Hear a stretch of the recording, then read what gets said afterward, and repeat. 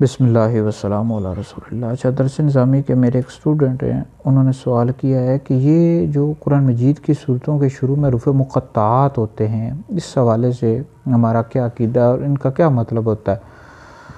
تو اس حوالے سے یاد رکھیں، یہ جو قرآن مجید کی صورتوں کے شروع میں حروف مقطعات ہوتے ہیں، جیسے الف لام میم ہا میم عین سین قاف طہ یاسین، تو اس حوالے سے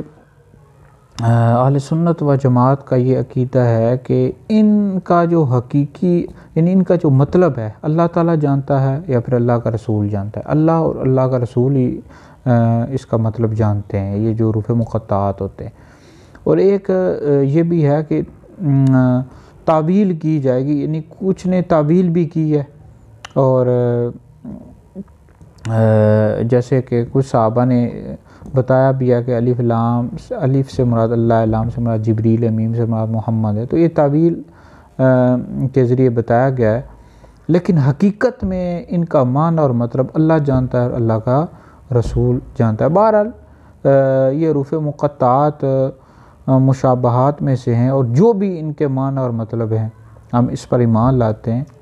اور اس کا حقیقت میں معنی اللہ جانتا ہے اور اللہ کا رسول جانتا ہے۔